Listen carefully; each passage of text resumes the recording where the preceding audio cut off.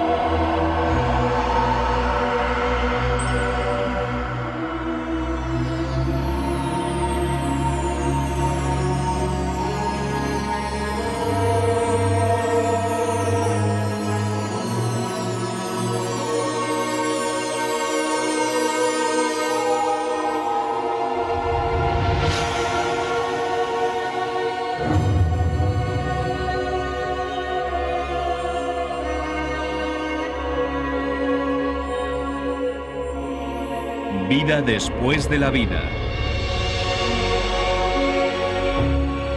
La expedición científica de Tom Harper.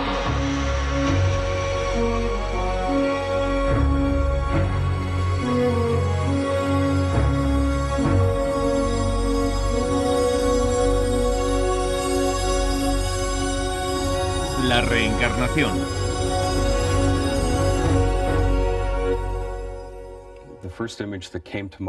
La primera imagen que acudió a mi mente fueron mis manos sujetando una barandilla helada.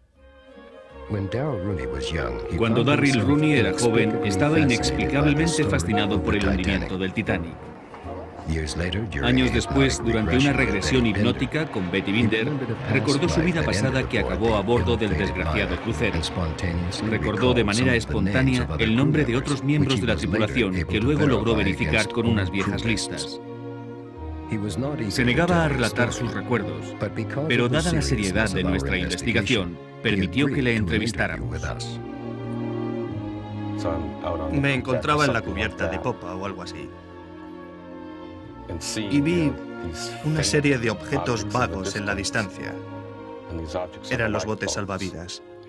Vi que los pescantes estaban vacíos y los botes salvavidas fuera, y que tenía ante mí mi propio destino. Los botes se habían marchado, y yo me hundía con el barco. Es un recuerdo terrorífico. Me estremezco solo con recordarlo.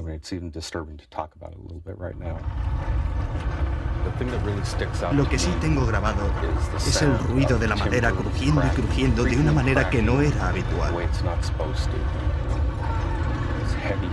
Hacía un ruido tremendo al romperse. Me encontraba rodeado de confusión.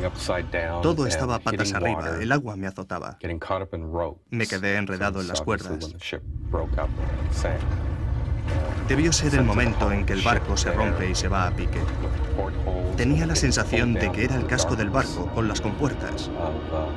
Después me sumergí en la oscuridad del frío océano. Recuerdo todas esas emociones. Fue un momento verdaderamente aterrador.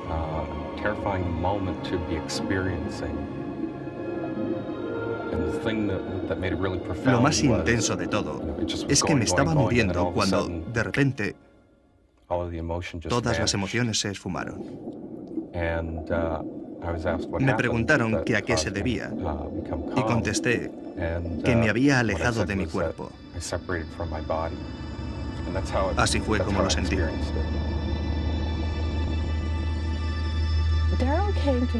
Darryl vino a verme porque tenía miedo de estar en alta mar. No le asustaban las orillas.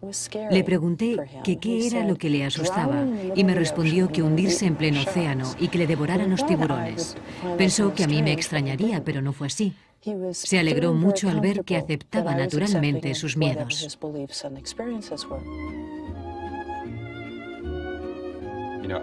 Yo no voy por ahí contándole a la gente que tuve una vida anterior en el Titanic. La razón está clara, muchos no se lo toman a bien. No quiero hablarles tanto de la experiencia como de la historia en su conjunto. El Darryl Rooney que conocí en 1981 tenía algunos recuerdos dolorosos y era muy distinto del actual. La persona que estaba en el Titanic trabajaba sin levantar cabeza. Trabajaba en la sala de calderas y en su tiempo libre subía al bar para charlar con los amigos.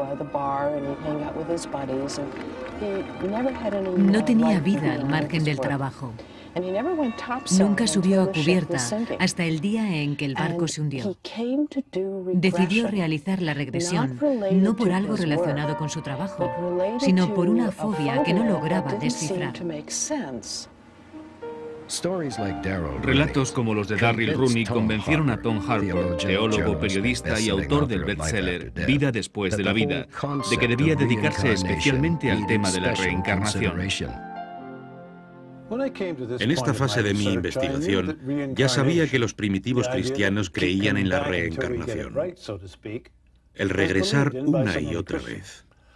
También era consciente de que durante milenios casi 2/3 de la humanidad habían creído en ella de una u otra forma. Por lo tanto, debía esforzarme en ser lo más objetivo posible.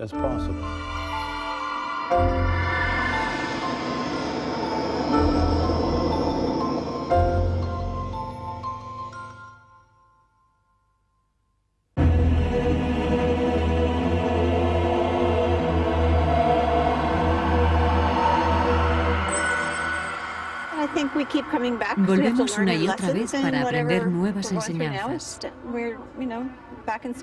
La vida es nuestro paso por una escuela, el sufrimiento número 103. En la Tierra hay demasiadas personas para que todas vayan al cielo. El cielo estaría abarrotado.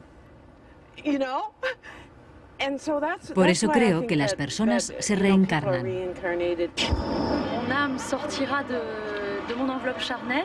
Mi alma abandona mi cuerpo porque ya no puede aguantar más en las tinieblas. Esperará a que haya otro cuerpo disponible y quiera utilizarlo para continuar, para vivir otra vida en la Tierra. O continuará con sus actividades, pero fuera del cuerpo humano. El alma es energía. Lo que Einstein dijo de la energía, no se crea ni se destruye, solo se transforma. Eso básicamente es la espiritualidad. El alma nunca llega a destruirse, sino que viaja hasta otro cuerpo. Por lo visto, en otra reencarnación, fui un chico de la calle. Fui hombre en otras vidas, eso está claro. Tengo una identidad bastante andrógina. Una identidad bastante masculina. Voy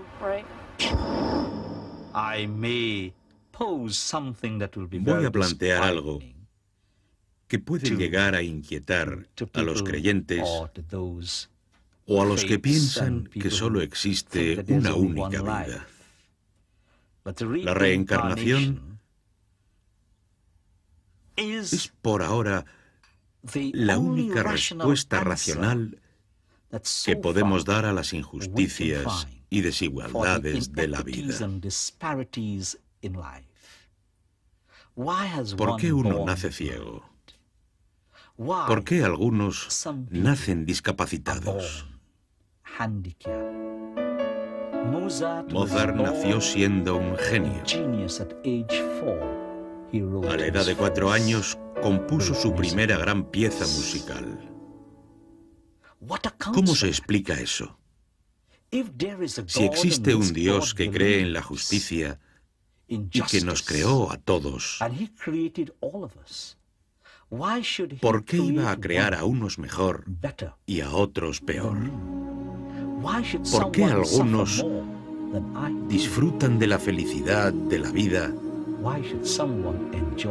mientras otros sufren? Nuestra respuesta es la reencarnación.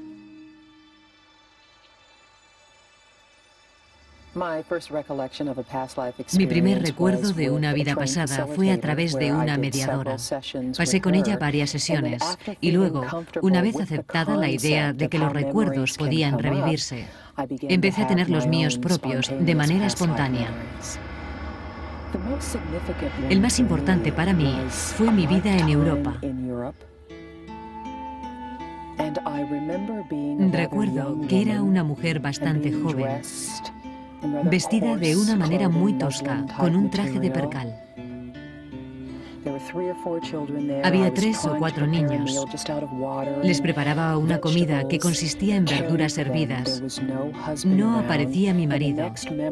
Y mi siguiente recuerdo es que se había ido a la guerra y que ya no volvería. Me había quedado sola. Esa información encaja con el sentimiento de abandono que he padecido toda mi vida. Denise Lampron nos cuenta cómo en una vida fue una pobre campesina europea que vivía en la Edad Media. En otra, se encarnó en un guerrero indígena. En mi encarnación indígena, yo era un hombre, un guerrero. El tema es recurrente, aunque varíe la experiencia. En aquella vida perdí a mi esposa. ¿Lo ves? Siempre el mismo tema. Y fui apartado de la tribu debido a mis creencias, otro de mis temas recurrentes. Mis ideas siempre me han segregado de la sociedad. Aquella vez era evidente que estaba dispuesta a sufrir por lo que pensaba, a sacrificarme por mis creencias.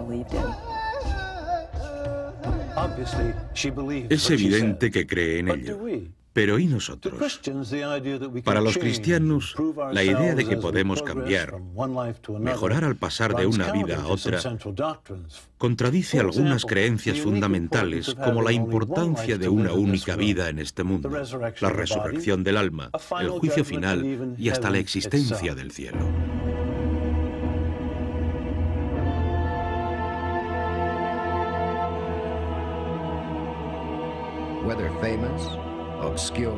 Hay un sorprendente número de personas de toda creencia y condición que afirman haber vivido otras vidas anteriores.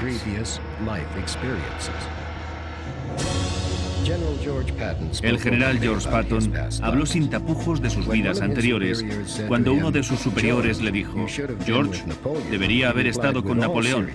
Y él le contestó muy serio: estuve con él.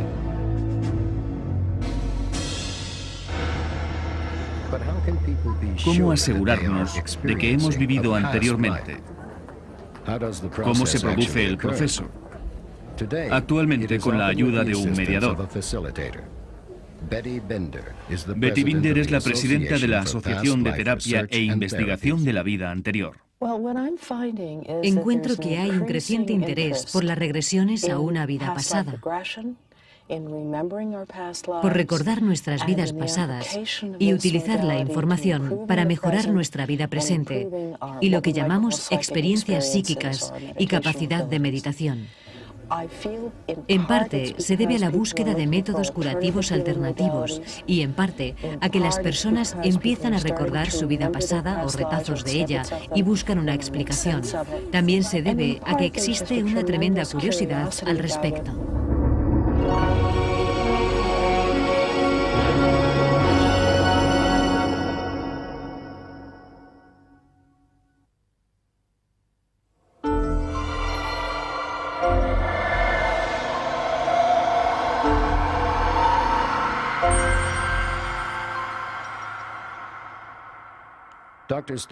El doctor Stanislav Grof empezó investigando la mente y la conciencia en Checoslovaquia para luego trasladarse al final de los 60 al Centro de Investigación Psiquiátrica de Maryland. Hoy ejerce en California. Cualquiera que investigue los estados de alteración mental con un espíritu abierto descubrirá experiencias potentes en una vida anterior. Se trata simplemente de una experiencia enclavada en el espectro de los estados de alteración. Encuentras personas con experiencias en siglos pasados, en otros países y cosas así, con recuerdos personales. No se limitan a la experiencia, es algo más personal. Yo fui esa persona. No es la primera vez que me ocurre. Las personas encuentran muchos vínculos con su vida presente y eso produce un efecto curativo. Se trata de simples observaciones. Interpretar esas observaciones como la supervivencia del consciente es una de las distintas teorías y muy buena. Sin duda, mucho mejor que la tradicional en psiquiatría, y que consiste en descartar la observación por absurda. Opino que la idea de la reencarnación es incoherente. Superficialmente es atractiva. Tiene que ver con el sufrimiento. ¿Por qué mi vida es tan desgraciada? Porque hice algo malo en el pasado. ¿Por qué me asusta la altura? Porque me ocurrió algo en mi vida pasada. Pero si se analiza seriamente, ¿qué es lo que se reencarna? Para que la reencarnación personal, tenga algún sentido, tiene que existir un alma, o un espíritu, o un yo, algo que tenga recuerdos. Nada de esto tendría sentido si no podemos traspasar nuestros recuerdos de una vida a la siguiente. Y es evidente que no podemos, así que me cuesta muchísimo creer que exista la reencarnación en su sentido más literal, la reencarnación personal. Así que cuando leo testimonios de niños en la India que al parecer recuerdan vidas pasadas, no consigo explicármelo. En gran medida, si fuera cierto, podría interpretarse como telepatía, clarividencia, si uno cree en ellas. Sea como fuere, las pruebas que existen de regresiones hipnóticas al pasado siguen sin convencerme. Ninguna ha conseguido convencerme de que existe una continuidad de una vida a otra. Pero otros investigadores contestarían a la doctora Blackmore señalándole pruebas sobre la reencarnación. El doctor Joel Wheaton, psiquiatra, catedrático de la Universidad de Toronto y autor de La vida entre la vida, aborda la cuestión.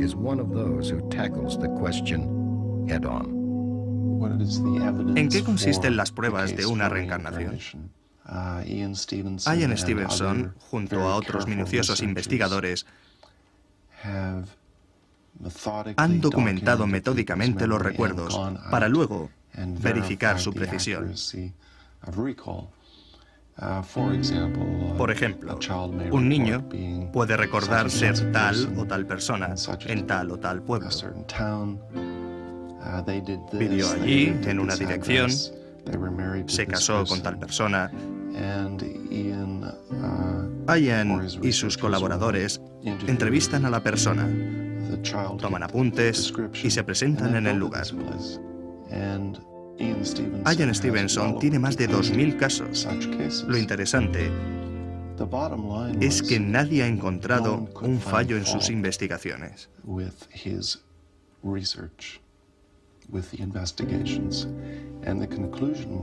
La conclusión es que o se acepta la hipótesis, la idea de la reencarnación, o estás obligado a aceptar la hipótesis de la supertelepatía. En Occidente, ambas hipótesis son igualmente incomprensibles y poco plausibles, pero las pruebas están ahí.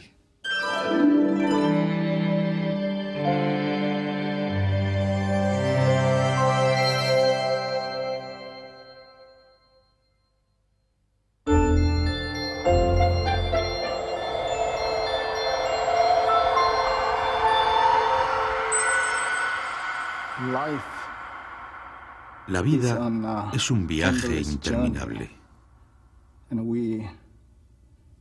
Los seres humanos somos viajeros.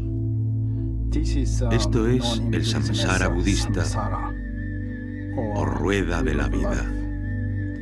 Representa el ciclo vital, la continua existencia, la sucesión de nacimientos, de existencias distintas.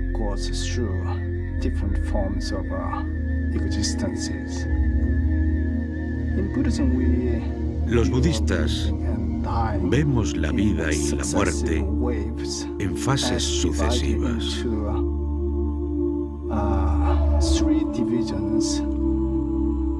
Hay tres estadios: la vida presente, la vida futura y un estadio intermedio o bardo que se sitúa entre la vida presente y la futura. En otras palabras, es importante entender que para los budistas la vida y la muerte no son meros sucesos. La rueda de la vida suscita muchas cuestiones interesantes. ¿Retenemos en nuestra vida actual algún aspecto característico de nuestra existencia anterior? ¿Podemos elegir nuestra próxima reencarnación? Y quizá la más interesante de todas, si hemos vivido anteriormente, ¿por qué no nos acordamos? Existen varias respuestas. Una podría ser que no hemos vivido anteriormente. Quizás sea esta nuestra primera reencarnación. Es una posibilidad. Existe otra. Una persona que lleva tanto tiempo sin reencarnarse que no puede recordar. No puede relacionarse con una existencia prehistórica. Los niños suelen recordar. A mí me ha ocurrido, y a muchas personas familiarizadas con la reencarnación, que hablas con un niño de 3 o 4 años que ya puede expresarse y comprender lo que le dices. Y muchos pueden decirte simplemente: me llamaba Ethel y trabajaba en una granja. Estaba casada con Sam y creo que tuve 4 hijos. Recuerdo que fallecí cuando tenía alrededor de 82 años.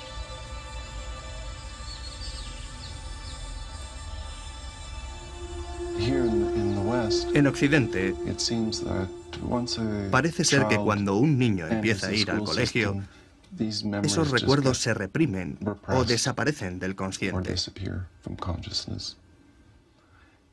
Y luego de adulto, con 20 o 30 años, hay que esforzarse por intentar recordar. Somos más que nuestros meros cuerpos. Yo estoy convencido de que soy algo más que lo que se ve. Después de haber estudiado y de tener mis experiencias, estoy convencido de que hay algo. Tenemos acceso a otras conciencias aparte de la propia. Es demasiado tiempo para un único punto de vista, lo que explica que exista la reencarnación. La reencarnación es un tema muy amplio, complicado y difícil de resumir. Para serle sincero, las pruebas me intrigan, pero siguen sin convencerme. Sin embargo, las cuestiones que plantea Deo Kernahan resaltan lo más atractivo de la reencarnación. ¿Por qué hay quien nace con enormes limitaciones físicas? ¿Por qué algunos sufren más que otros? ¿Cómo resolvemos las enormes desigualdades entre las personas? La reencarnación es sin duda una respuesta.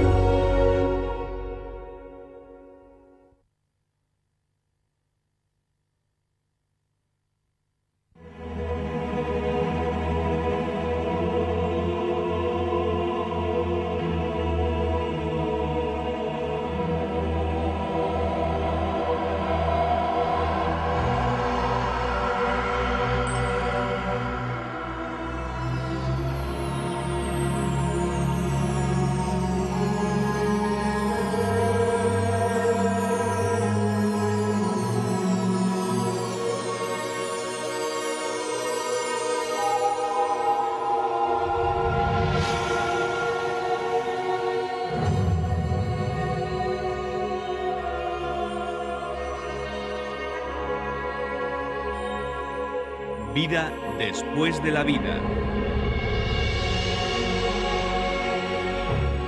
La expedición científica de Tom Harpur.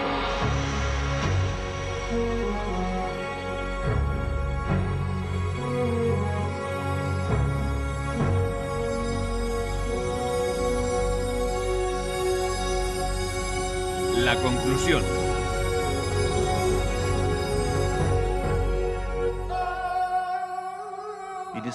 Cuentan que un amigo del profeta Salomón se encontró con el ángel de la muerte un día que paseaba por las calles de Jerusalén. El ángel de la muerte estaba muy enojado con él. Entonces se presentó ante el profeta Salomón y enseguida le solicitó ser trasladado a un lugar más seguro. Así que el profeta le envió a la India. Al cabo de un tiempo, Salomón se encuentra con el ángel de la muerte y le pregunta: ¿por qué asustaste a mi buen amigo? El ángel de la muerte responde: no le asusté, pero al verle me sorprendí, porque en mi libro está escrito que debía llevármele en la India. No entendía qué hacía en Jerusalén. Lo que demuestra que estés donde estés, la muerte te sorprenderá. Nadie puede escapar a la muerte cuando le llega el momento. Tras acumular una increíble cantidad de pruebas para su libro Vida después de la vida, el periodista, teólogo y escritor Tom Harpur sacó algunas conclusiones. Hemos llegado al último episodio de la serie, y a pesar de tanta investigación, solo podemos afirmar una cosa con total seguridad. Nadie logra salir de aquí con vida. Es la verdad que siempre ha sabido la humanidad. No le tengo miedo a la muerte, pero prefiero no estar presente cuando llegue. Woody Allen. En la era científica actual, muchas personas no se satisfacen con viejas verdades o sutiles engaños. Queremos más. Queremos conocer el destino, entenderlo, llegar a nuestra cita con la muerte teniendo cierta idea de a qué atenerlo. Y en ciertos casos, incluso negarla y frustrarla. Casi todas las personas considerarán la criología como una solución extrema, claro. Además, la mayoría no podemos permitírnosla. La mayoría moriremos en casa, en un hospital o residencia, y alcanzaremos la paz lo mejor que podamos. En este último episodio, mientras evaluamos las pruebas, volveremos a revivir situaciones y testimonios de personas que contribuyeron a la investigación. Personas como Yves Benoit, que habló con nosotros 13 días antes de morir. Morir es regresar al universo, sin tener que hacer concesiones, sin tener que ganárselo a pulso. Hay otros que han observado el fenómeno de la muerte desde cerca para intentar descubrir qué nos ocurre al morir. Si de verdad vamos a algún lugar, o si morir significa simplemente, como decía Shakespeare, yacer en frío encierro y pudrirte.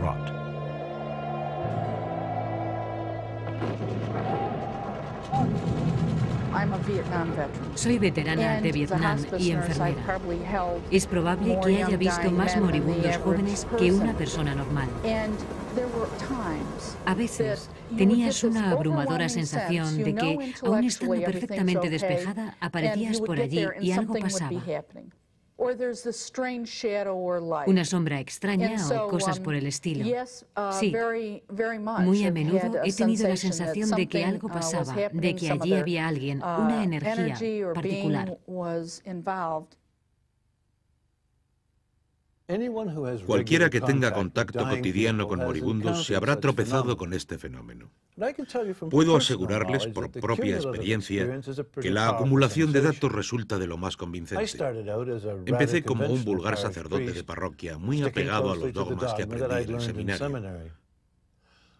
Por obligación, traté regularmente con los moribundos de mi parroquia y empecé a percibir ciertas cosas que antes jamás había imaginado. A menudo tenía la impresión de que en el cuarto había otra presencia. A veces, en los momentos previos a la muerte, la persona lograba salir del coma o sopor para reconocer que había visto a algún pariente que se acercaba. Recuerdo que una persona exclamó, es glorioso, glorioso. Así que es evidente que algo ocurre.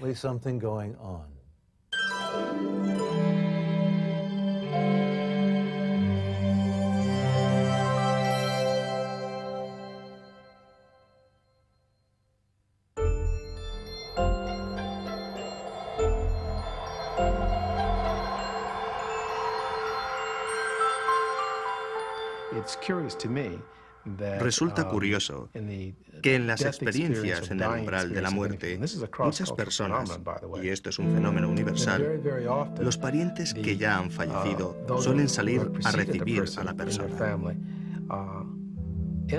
Hay un momento de expansión de la conciencia, de claridad, de lucidez. Es un fenómeno universal. No lo causa la bioquímica, no es una alucinación. Es la psique que se prepara para efectuar la transición. Para efectuar la transición. Esa es la clave del asunto. ¿Acaso la muerte es la transición y no el fin? Aquellos que murieron no pueden contarnos nada, pero los que estuvieron en el umbral de la muerte sí. Hay miles de personas normales que tuvieron experiencias en el umbral de la muerte. Su testimonio sobre lo sucedido en el momento de la muerte resulta de crucial importancia. Hay una abrumadora cantidad de personas con experiencias similares. ¿Recuerdan las estadísticas al respecto? 8 millones de americanos afirman haber tenido una experiencia en el umbral de la muerte. B.M.H. Atwater, autor de Regreso a la vida. No podemos ignorar la enorme cantidad de historias procedentes de todas partes del planeta. Son pruebas, pura y simplemente. Como hemos visto, no solo el mundo ha cambiado su manera de pensar, también la ciencia, el baluarte de la terquedad racionalista, ha empezado a distanciarse de la concepción mecanicista del universo resumida en un «yo quiero pruebas» que durante tanto tiempo perduró. Algunos científicos han empezado a examinar la experiencia en el umbral de la muerte preguntándose ¿son meras alucinaciones o la interrupción de un viaje a algún lugar? La física admite su posibilidad y proporciona un marco que sería plausible. Podría haber más dimensiones que las clásicas 3. La relatividad tiene 4 dimensiones espaciotemporales. En nuestro afán por encontrar teorías de campo unificadas, hemos descubierto que el espacio podría tener dimensiones adicionales y que seremos incapaces de entender otras fuerzas como la electromagnética si no añadimos una quinta dimensión. Lo que implica que la realidad podría ser mucho más compleja de lo que habíamos imaginado. Lo que vemos a nivel cotidiano no es más que un pálido reflejo de una realidad mucho más amplia. Cuando empecé a interesarme por los estados sobrenaturales, a observar experiencias místicas y a tenerlas yo personalmente, lo primero que pensé es que de alguna manera aquello se originaba en el cerebro. Pasé mucho tiempo intentando averiguar si aquello era posible. Hoy día he llegado a la conclusión de que no se origina en el cerebro. Lo mismo pensó Aldous Huxley después de tener algunas experiencias psicodélicas muy poderosas que intentó relacionar con el cerebro.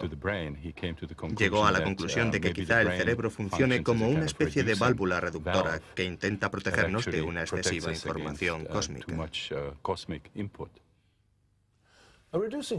Una válvula reductora o un filtro que nos proteja de una excesiva información cósmica. ¿Qué significa en relación con el universo y con la posibilidad de vida después de la muerte?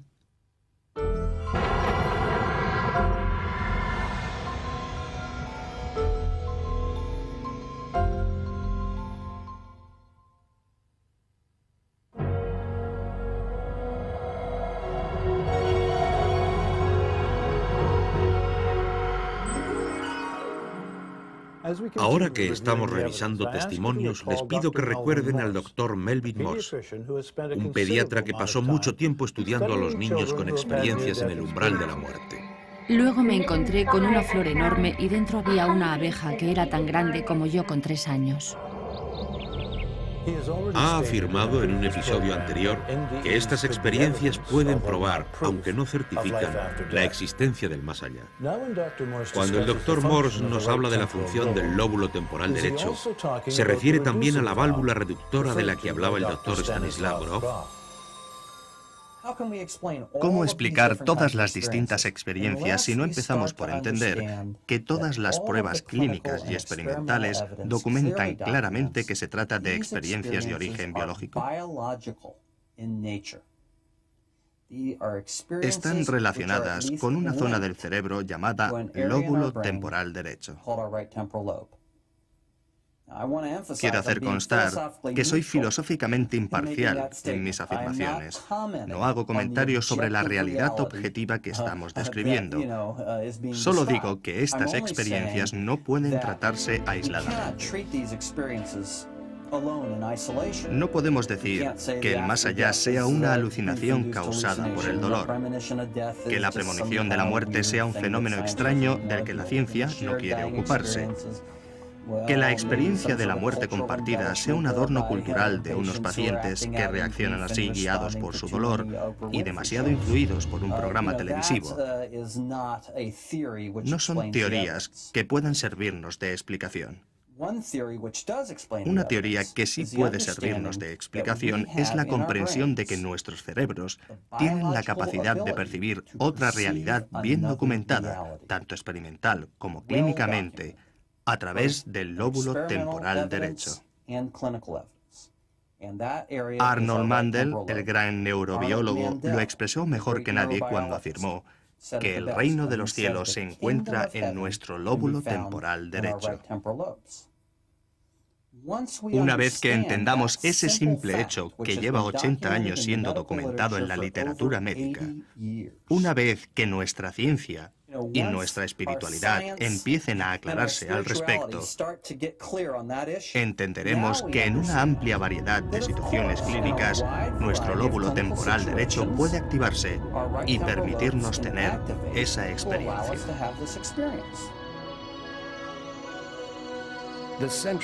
La principal defensa de la naturaleza espiritual de estas experiencias es el impresionante efecto que suelen causar en las personas que las tuvieron. Es como si me hubieran alzado en el bosque para enseñarme los árboles. Es otra perspectiva. Es como si me encontrara menos protegida, por así decirlo. Tengo un punto de vista completamente diverso. Sí, es cierto que veo las cosas de forma diferente, pero no porque sean distintas, porque yo soy diferente. Me siento muy atraída por la meditación, por el yoga. Anhelo una vida equilibrada. Con los años, a través de la meditación, he tenido una serie de experiencias místicas. Son muy habituales en las personas que han estado en el umbral de la muerte. No creo que yo sea excepcional o una verdadera mística, nada de eso. Me percibo a mí mismo como un ser espiritual tras ese accidente, que fue una experiencia humana. Mi experiencia humana es la antesala de mi alma, así que el accidente fue una bendición. Claro que hay quienes no las consideran, pero lo realmente interesante es cómo manifiestan sus reparos. Aquí tenemos a la doctora Susan Blackmore, la detractora más rigurosa científicamente hablando. Hay infinidad de pruebas sobre el cambio que se produce tras la experiencia, pero gran controversia respecto al porqué. Muchos creen que se debe a que conocieron a Dios o a que estuvieron en el cielo y cosas así. No estoy en absoluto de acuerdo. Opino que el aspecto realmente transformador de la experiencia acontece cuando se llega lo bastante lejos como para que el habitual sentido del yo empiece a disolverse. Pero el habitual sentido del yo no es más que una ilusión. Pensamos que hay algo de mí que puede controlar las cosas, que toma las decisiones de mi vida y todo todo eso. Vivimos con esa ilusión al acercarnos a la muerte o estar sometidos a una gran tensión o en estado de profunda meditación. El habitual sentido del yo empieza a resquebrajarse. En el umbral de la muerte se desmorona porque el cerebro es incapaz de sostenerlo. Si practicas la meditación budista se desmorona porque ese es el objetivo de la meditación. De cualquier forma hay una especie de percepción, de conciencia de que las cosas pasan sin que yo pueda controlarlas. Supone un profundo sentimiento de que yo no importo. Ahí está el mundo que actúa independientemente. Así son las cosas. Yo no importo. Cuando el yo empieza a disolverse por completo, se produce la clásica experiencia mística de la comunión. No hay un yo separado, hay un único yo. Hoy día tratamos de interpretar lo que ocurrió. En las 2 décadas pasadas se ha producido un gran avance respecto a cuando yo empecé a interesarme por el asunto. Un escéptico dirá que los testimonios de las personas que tuvieron experiencias no demuestran nada. Yo diría que al menos demuestran que la persona en cuestión experimentó una increíble transformación que debería analizarse muy seriamente.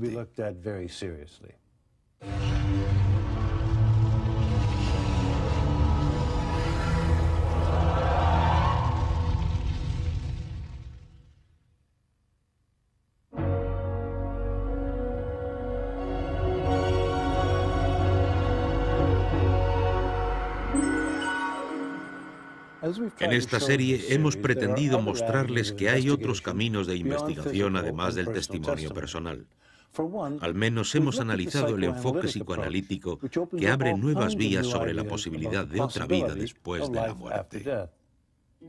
Jung dijo que el inconsciente creía en una vida después de la muerte. Él y sus seguidores registraron y analizaron miles y miles de sueños. En los sueños de las personas que estaban en el umbral de la muerte encontraron una afluencia de imágenes místicas arquetípicas asociadas con la muerte inminente, una cortina que cae, una vela que se extingue y cosas así. Imágenes clásicas en todas partes del mundo, a veces de naturaleza religiosa, lo que no es sorprendente. Después de todo, soñamos con imágenes reconocibles. Pero ahí está la clave del asunto. Según Jung, las imágenes también eran una demostración de que el inconsciente creía que la vida, de alguna manera, continuaba tras la muerte de la persona. Cory Bellard murió de leucemia con 9 años. La asistente social con quien habló antes de morir recuerda algunos de sus extraordinarios sueños. En sus sueños atravesaba un arco iris y llegaba a un lugar agradable y encantador que llamó Tierra del Verano.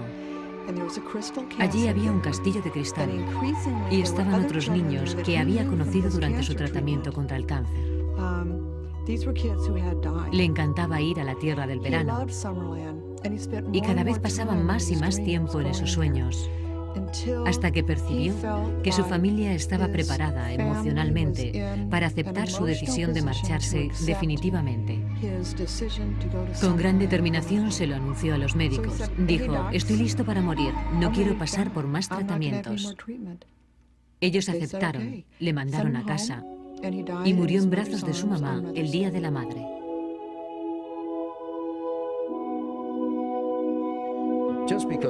El que todos creamos algo de manera subconsciente no significa que sea cierto.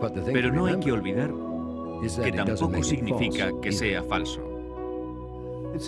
Tengo la impresión de que la psique humana es de una gran ingenuidad y se vale de una imaginería arquetípica muy abundante para mostrarnos su arraigada creencia de que la vida continúa tras la disolución física.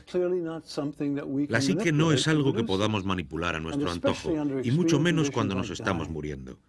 Esta es una prueba más valiosa si cabe que la experiencia en el umbral de la muerte.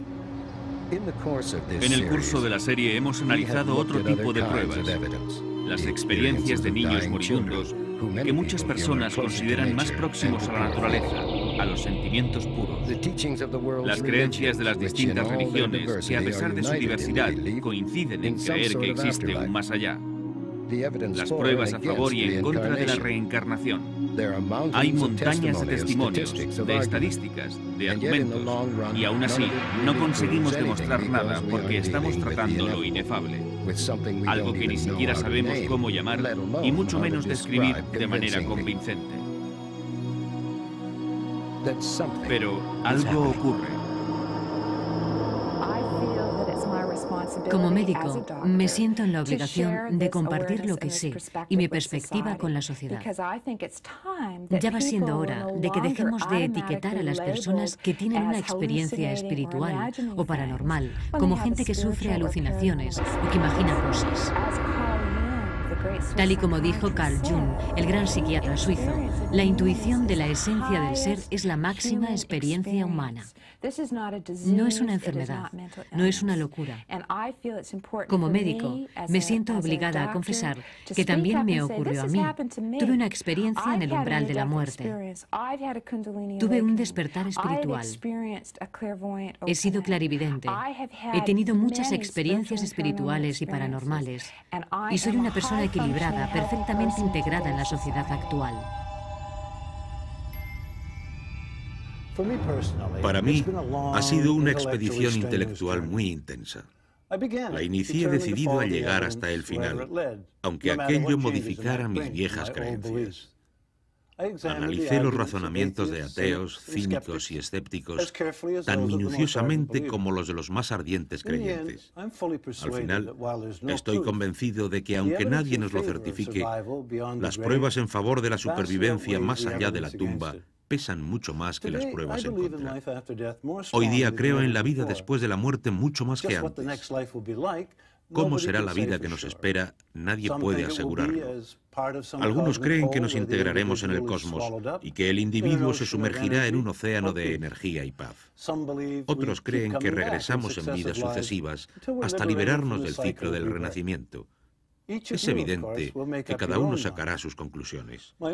Mi conclusión es que al morir, nuestro verdadero yo se traslada a otra dimensión de existencia donde están nuestros seres queridos y una realidad que llamamos Dios. Puede que las experiencias en el umbral de la muerte nos den alguna pista de cómo será esa nueva vida. Yo solo sé que estoy de acuerdo tanto con San Pablo como con el Dr. Carl Jung. La imaginación humana no puede iniciar la evocación del asombroso viaje que nos espera al otro lado. Era lo que le asustaba y me respondió que hundirse en pleno océano y que le devoraran los tiburones. Pensó que a mí me extrañaría, pero no fue así. Se alegró mucho al ver que aceptaba naturalmente sus miedos.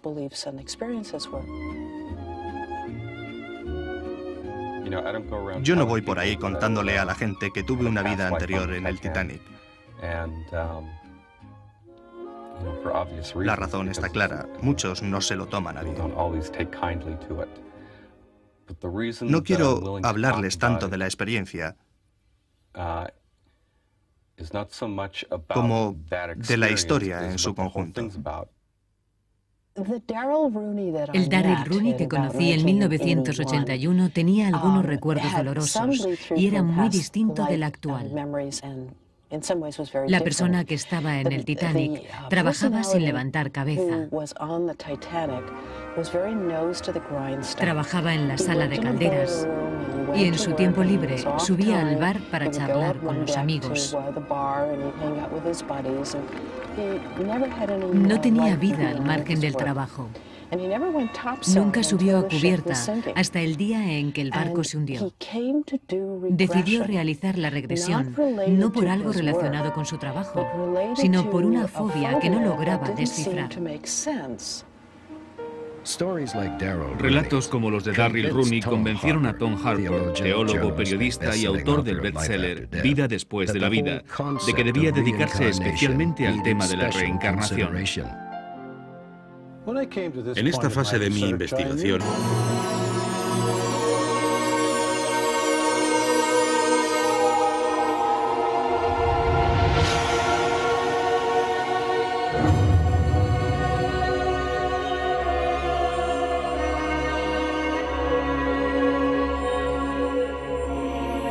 Vida después de la vida. La expedición científica de Tom Harpur.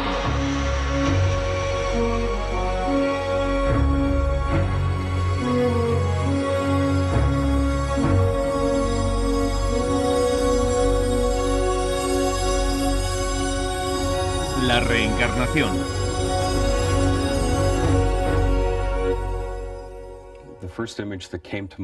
La primera imagen que acudió a mi mente fueron mis manos sujetando una barandilla helada. Cuando Darryl Rooney era joven, estaba inexplicablemente fascinado por el hundimiento del Titanic. Años después, durante una regresión hipnótica con Betty Binder, recordó su vida pasada que acabó a bordo del desgraciado crucero. Recordó de manera espontánea el nombre de otros miembros de la tripulación que luego logró verificar con unas viejas listas. Se negaba a relatar sus recuerdos, pero dada la seriedad de nuestra investigación, permitió que le entrevistáramos. Me encontraba en la cubierta de popa o algo así, y vi una serie de objetos vagos en la distancia. Eran los botes salvavidas. Vi que los pescantes estaban vacíos y los botes salvavidas. Ya sabía que los primitivos cristianos creían en la reencarnación, el regresar una y otra vez. También era consciente de que durante milenios casi 2/3 de la humanidad habían creído en ella de una u otra forma. Por lo tanto, debía esforzarme en ser lo más objetivo posible.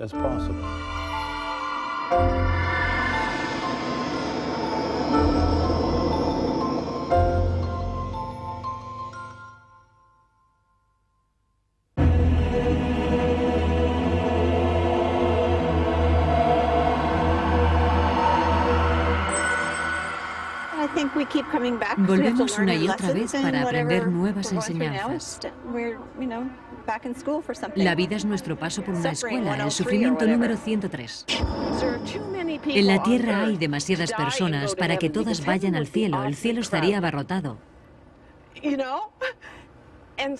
Por eso creo que las personas se reencarnan.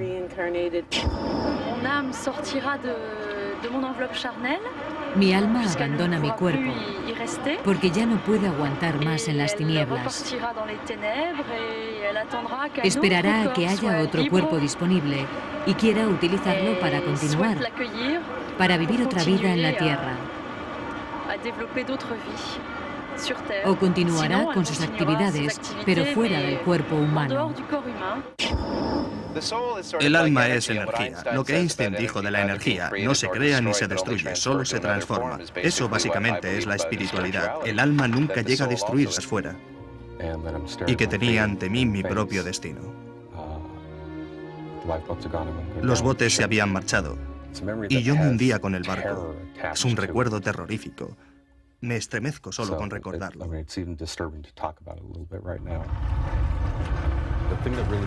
Lo que sí tengo grabado es el ruido de la madera crujiendo y crujiendo de una manera que no era habitual.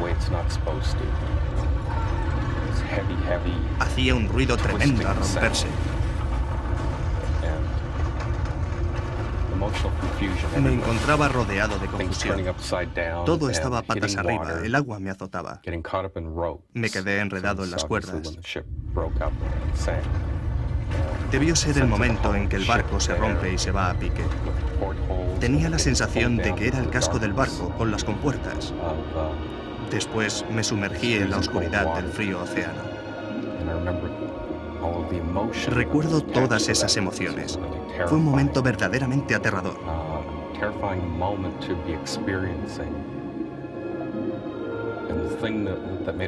Lo más intenso de todo es que me estaba muriendo cuando, de repente, todas las emociones se esfumaron. Me preguntaron que a qué se debía y contesté que me había alejado de mi cuerpo.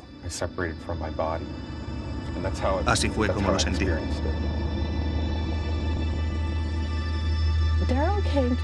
Darryl vino a verme porque tenía miedo de estar en alta mar. No le asustaban las orillas. Le pregunté que qué era.